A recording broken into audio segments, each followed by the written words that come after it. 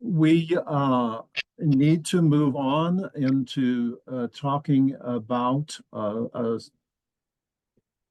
slightly different area, congressional battlegrounds for nuclear weapons. I want to go ahead and introduce the first speaker, who's going to talk about supporting the Congressional Progressive Caucus. Larry Cohen is that speaker. And Larry is the current chair of the National Our Revolution group that was started by Bernie Sanders back in 2016. He was the co-chair of Sanders for President in 2016. He is a current member of the Democratic National Committee, and he is a former president of the Communication Workers of America. We will go ahead and have Larry speak. We're going to hold the questions until a little later. Larry himself will introduce Representative Ro Khanna. So I pass it on to Larry. Okay, great. Can you hear me okay? Yes. Is the audio okay? Yep. Yeah. Okay, great. Great program so far. And I think all of us who have listened to this on the one hand are inspired because we have a path forward. And on the other hand, as Jonathan said at the beginning, that inspiration is tempered by what we see in the world around us. So this session that I'm pleased to be doing with Representative Khanna, and as you heard, I will introduce him in a few minutes, is really about, well, what can we do in the Congress? And I would say it's also really about, how do we win? So many of us have been in this fight or similar ones for, a lifetime, for decades and decades. And so, what is the path to win? And you heard several speakers talk about the gap between President Obama's campaigning and what actually happened when he was president in terms of the further bloating of the military budget, the huge blow up in spending while he was president for the new round of nuclear weapons that we're very focused on here today. And really the gap between, the path to election at any level and the path for change. And for all of us, that's really what politics should be about. It's about how do we win. It's not about how do we protest. When we protest, that should be part of winning.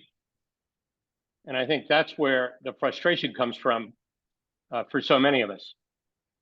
So in this section, we're going to focus particularly on the Congressional Progressive Caucus. Representative Khanna is an active leader in that caucus. And why is that a sign of encouragement? In other words, the Congressional Progressive Caucus, which Bernie Sanders started when he was in the Congress before he went to the Senate, has grown now to over 100 members. It's approaching half of the Democratic caucus as a whole, and it has grown. And so the question is there a path where issues like this stop the new round of funding for nuclear weapons? Stop the continued explosion of the military budget? Ceasefire in Gaza, as we heard earlier today? Is there a path where the Congressional Progressive Caucus can be not just a collection of people who voluntarily join it, which it is, but also a place where those of us who are active in these issues have accountability, a place where the members of the caucus itself have accountability with each other? Now, that has increased in the last 4 years. Representative Jayapal, who chairs the caucus, when she got elected to her first term as chair in 2020, her first term as chair, new rules were put in that there would be accountability on voting with the caucus on the floor. And I think for those of us on the outside, including me and the organization that I chair, Our Revolution, which is very active in that caucus, very active in electing people who will join that caucus, the question really is, how do we continue to tighten up, publicize that the people who voluntarily chair the caucus, how they vote, scoring them so that activist groups can confront members of that caucus, many of whom do not vote with the caucus. And also that the caucus sticks to its rules, that if you don't vote with the caucus 2/3 of the time, you won't be a member of the caucus. Because now what we have is the caucus is popular, and to some extent people join it to prevent being primaried by, quote, progressives on the outside. So I think the good news is, on the one hand, we do have a vehicle that means more than it's ever meant, but we don't have the level of accountability we need in terms of those who join the caucus. And lastly, I would say it's incumbent on us to engage in primaries. For the most part, primaries with incumbents, and we have lots of people on here from Massachusetts. Most of those 8 representatives, they're all Democrats. They don't join the caucus. They certainly don't vote with the caucus. There are exceptions, McGovern, Ayanna Pressley, obviously. But many of them are on the other side of these issues. I'm talking about the House members. The 2 Senate members are much better. But this is true all across the country, not just singling out Massachusetts.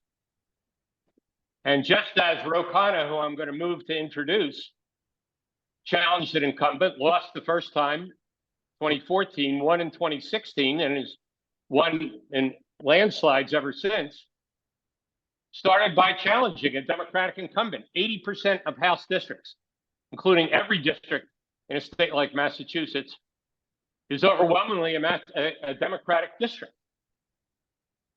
So the military-industrial complex that we heard a lot about today, that obviously is here to lobby members of Congress, they don't bother supporting Republicans in Massachusetts. They wade into the Democratic primaries and make sure, along with other right-wing forces in this country, that they elect Democrats who will support the bloated military budget. So as I said for many years as president of the CWA on workers' rights, but also on other issues like healthcare reform, this is not hopeless, but it's hard.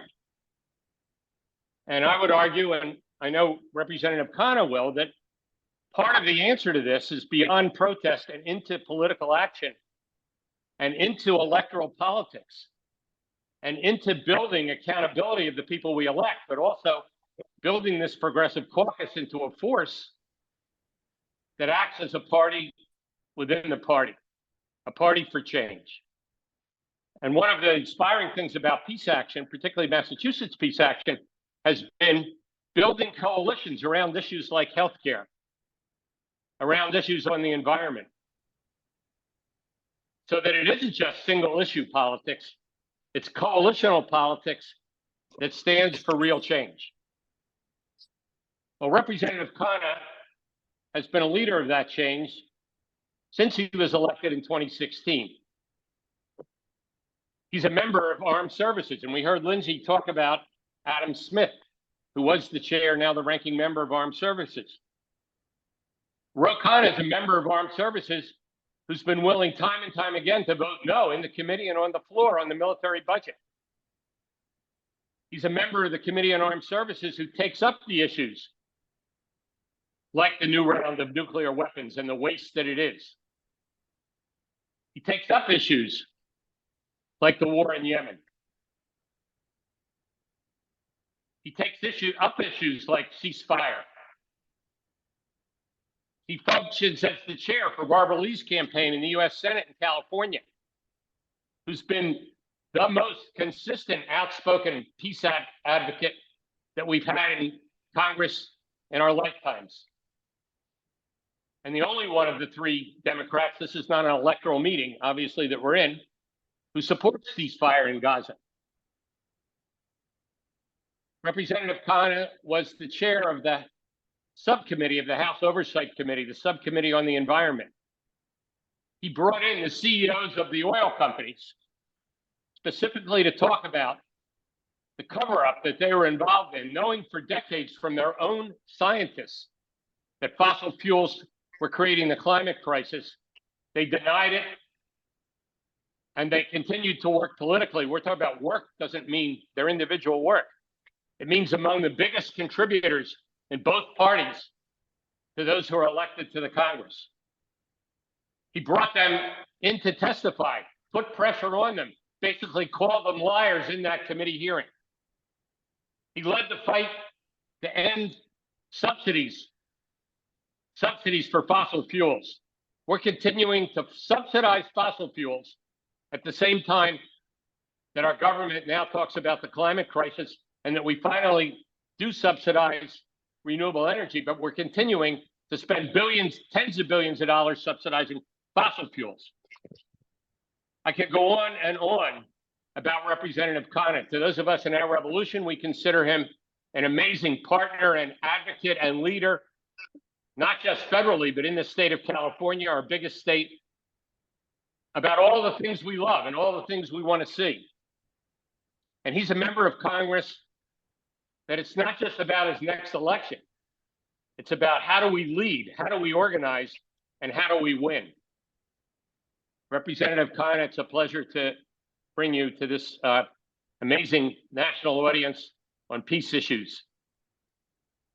Well, thank you, Larry. Thank you for your incredible leadership for so many decades on issues of economic justice, labor justice, in helping conceive of Bernie Sanders' campaign when he was at 1 or 2% in 2016, and bringing those issues, domestic and foreign, to the national conversation and the center of now the country's debate, and for your leadership on climate and ending fossil fuel subsidies. It's been great to work with you closely on those issues, as well as, of course, issues of war and peace and the topics we will discuss today.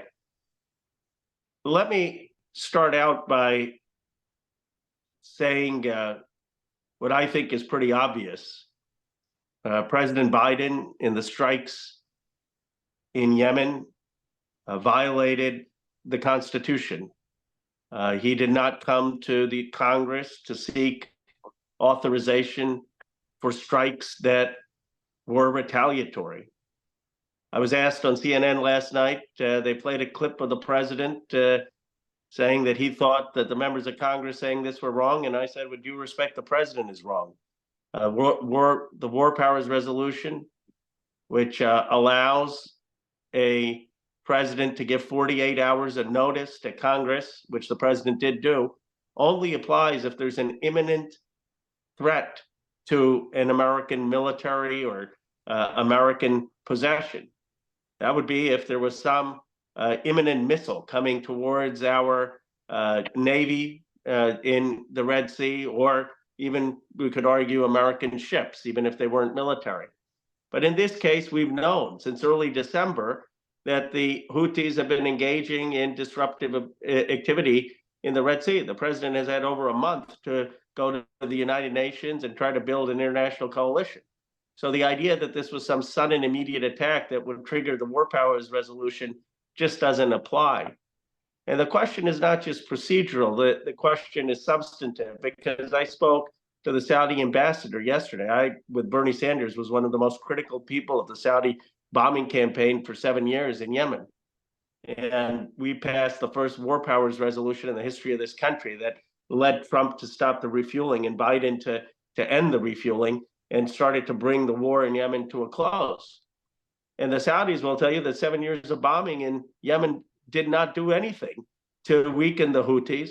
They realized it hurt their international reputation. They're now working hard on a truce in Yemen. So they're urging restraint for the administration and are cautioning against this kind of retaliation. That's the Saudis who were responsible for 7 to 8 years for the war, telling us we may want to be cautious before hitting the Houthis and reigniting a conflict in Yemen that finally had some truce.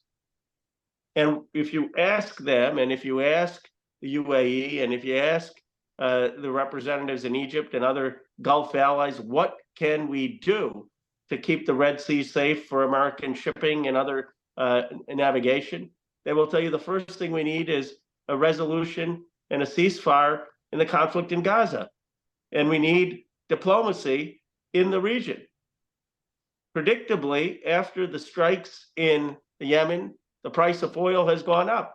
There are more ships that are being restricted in the Red Sea. So it simply has not achieved its objective.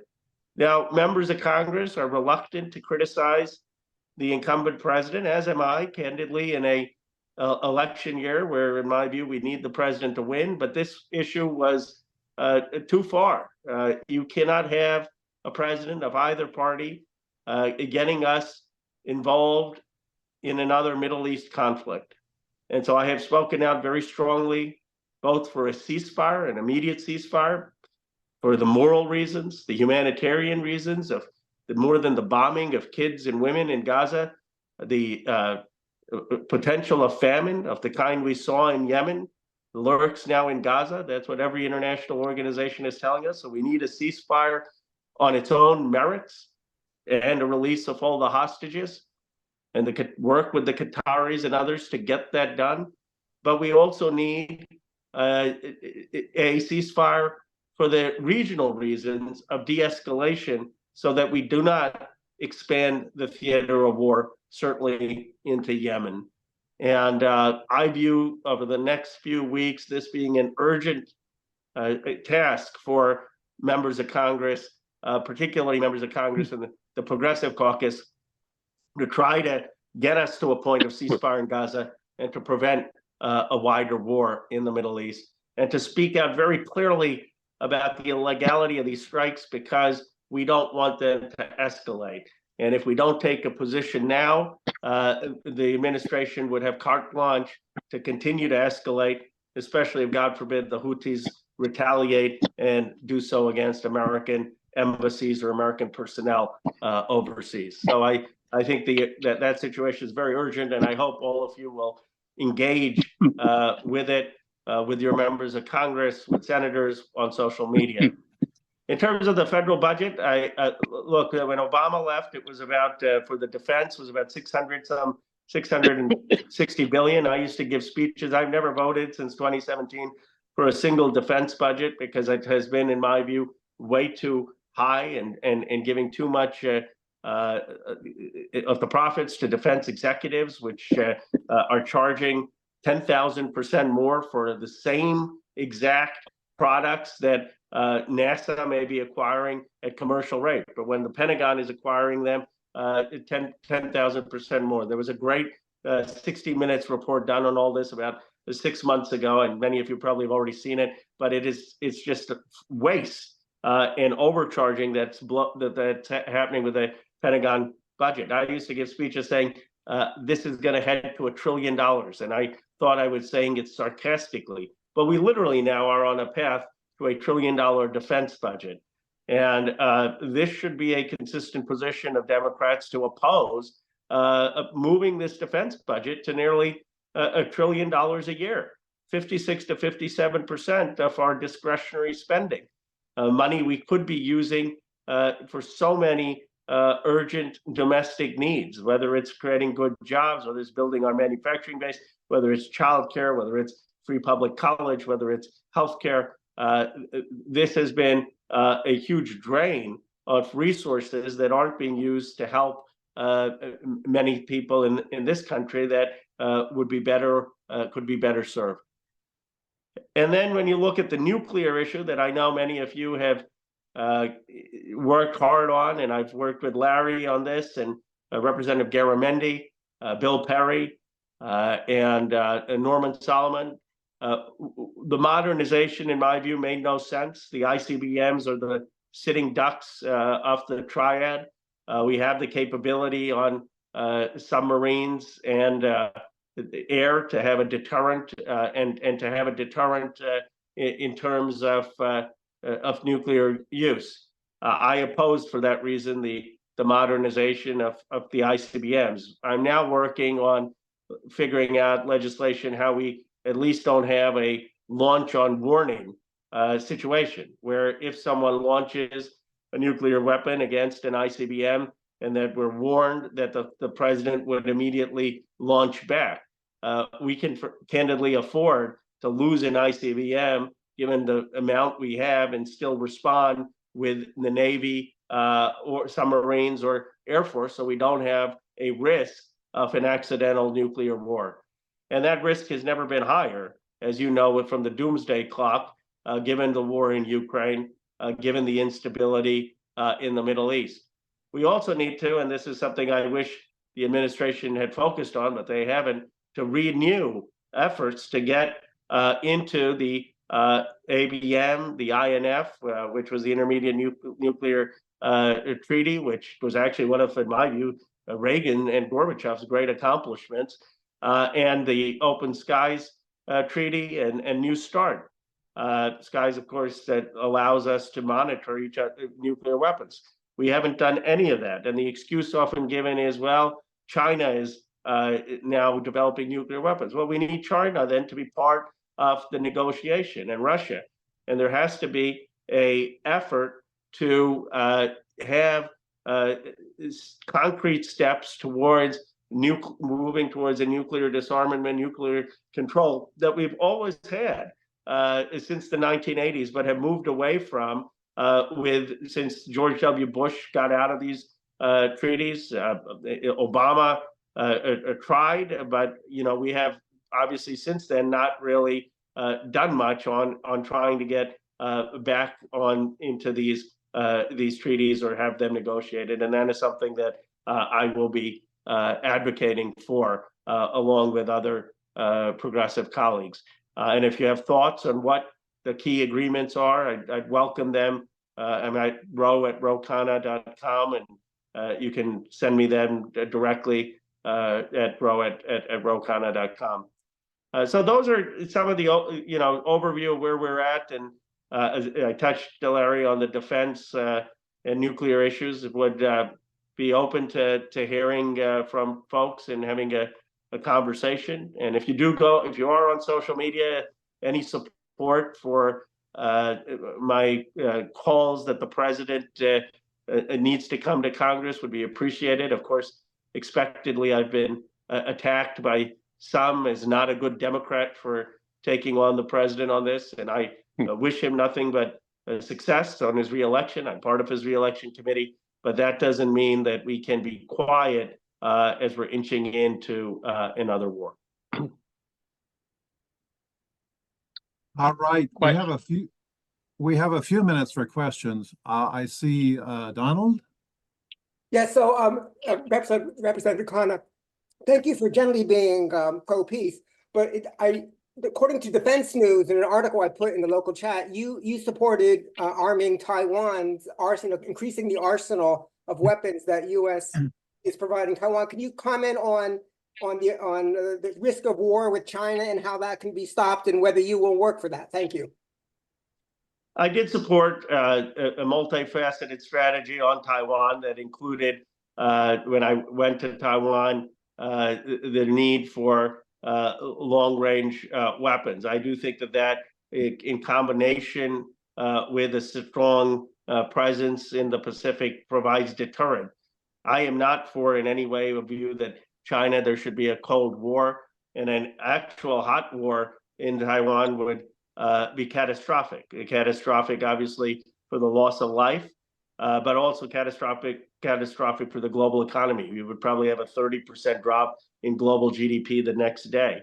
So the position that I have taken is one of making sure we rebalance our economic relationship with China. I think we made a colossal mistake by allowing too much production to go to China for cheap labor, and that hollowed out the Midwest. And I think China made a mistake by relying as heavily on an export-oriented, low-wage economy that they're now facing the consequences of because they haven't built consumer welfare. In some sense, our countries were addicted to each other, our financial sector and their export-oriented sector, and it hasn't worked out for either country. So we need a rebalancing fundamentally of the economy to be producing more things here. But then we need engagement with China, and I've said that we should be going to China and the China Committee and trying to understand the needs. And I have been one of the few people on that committee to explicitly affirm the one China policy, which is to say that the United States recognizes that the future of Taiwan is one that will be determined in peaceful conversation between Taiwan and China, and that we aren't calling for Taiwanese independence. But what we are saying very clearly to Xi Jinping is that there cannot be military threats or coercion to Taiwan. And one of the reasons I've supported Ukraine is I do think that that sends a message also to Xi Jinping not to try to have an invasion in Taiwan. All right, Timon. Thank you, Ro, for your leadership on so many of these issues. I just wanted to ask about the nuclear ban treaty because you are one of the few members of Congress who signed on to the pledge in support of the ban treaty several years ago. I don't know if you remember, but no, I support it. I don't remember signing on to the pledge, but I of course support the nuclear ban treaty. Yeah. Well, can you say more about how we can build support for that in Congress? Because it's one thing to promote all the existing treaties and try to reduce the dangers and so on. But unless we get rid of nuclear weapons globally, we're never going to be rid of this threat. Can you speak to that? Yeah, I mean, I support the goal of ultimately moving towards nuclear disarmament. I saw someone put in the chat HR 77. I wasn't aware of that one. I'll have my staff take a look at that. The language just hasn't come across. So I'm happy to take a look at that if that's saying basically my support for the a nuclear ban treaty, then I would sign on to that because I have already supported the nuclear ban treaty. But the point is that I think that is a leap for a lot of members of Congress beyond the progressive core to support a nuclear ban. Now, we should keep working on it, but we may be able to get more support for the incremental steps, which is at least let's not get out of open skies and ABM and INF and try to renew being in dialogue and having certain arms control agreements. I mean, we moved in the opposite direction from where the movement was in the 60s and 70s. So I support it. I think we should encourage members of Congress to come out for it. But there are intermediate or short steps that are easier that I think we could get also moderate Democrats on, such as the launch on warning for ICBMs that, in my view, pose probably the biggest risk of an accidental nuclear war. Thank you. Hope it's not one or the other, but you can do both. All right. We're happy to work on both. Yeah. Glenn, can you go ahead quick? We're at the end of our time. Yes, I will be quick. Representative Khanna, thank you I appreciate your candidness on how difficult it is to criticize the president of your own party, and I respect you for that. Thank you. You're on the president's re-election committee. My friend Heidi has lost over 30 family members in Gaza, and she's from the swing state of Pennsylvania. This entire election could come down to 40,000 votes in swing states, and I would want the world to burn too if my child was killed by American weapons. Do the Democrats on the president's re-election committee understand that? That's difficult to vote for the president of the United States when your family was killed by American weapons when he was in the White House. And that some of these voters that we need are so stricken with grief and pain that they would want the world to burn and stay home instead of voting for Democrats. And that maybe if we get a ceasefire, we could get 5,000 votes in Pennsylvania that we otherwise would not have gotten. Thank you. Well, first of all, sorry for your loss. I've had many constituents in my district in the Bay Area who've had family in Gaza. One of the imams had 8 extended family members killed, 5 of them children. We would put out a statement about that. I've called families, so I understand the incredible loss and pain and anger. 40% of those killed have been children. And we've all seen the horrific images. So putting aside the politics, I believe this is a moral issue. It'll be a moral stain on our country to continue to support the bombing the way it has been going on. And I initially supported Israel's right to self-defense and get the Hamas perpetrators. But I thought that the way they should have done it was like in Munich, where they went after all of the people who were responsible for the killing of the athletes, and they brought them to justice. But in terms of the bombing, widespread bombing of civilians and women and children, that has just really been a shock to the conscience. In fact, before I came out for my ceasefire, my mom was on the phone with me saying, "You have to come out for this. You ran against the Iraq War in 2003. You were against Yemen. This is really important, and your mother is still your most important constituent. You can't be against something which she rarely chimes in politics, other than commenting on when my tie or appearance is off on television. So I think that the moral case is the most important, but the political case, I also think that the president has to realize that the Democratic coalition has changed, and that yes, there are in Pennsylvania people who clearly want a relationship with Israel, and that explains some of Fetterman's politics on it and Shapiro's politics of it. But there are also a lot of young voters. If you look at Fetterman's favorability numbers with voters under 45 or over 45, it's shocking. He's basically got 80% approval over 45 and way underwater under 45. And so the Democratic coalition is a very difficult coalition right now, because you actually have electorally forces on both sides.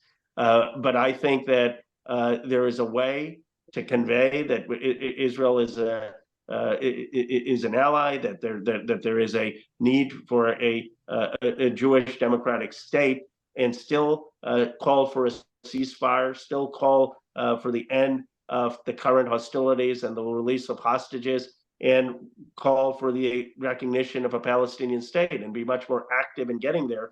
The United States basically was hoping that the problem would go away, and I think that was naive, and any future Democratic president will have to engage. But I would just end by saying that every day the bombing is going on is not a good day for the president. And I have made that pretty abundantly clear to people who would listen to me at the White House, saying, look, I don't know your whole coalition, but I do know progressives, and I do know voters under 45. And you're very naive if you're thinking this is just a Michigan issue or an Arab American issue or a Muslim American issue. This is a much broader issue of voters that you're losing, and we have to focus on how we're going to win them back.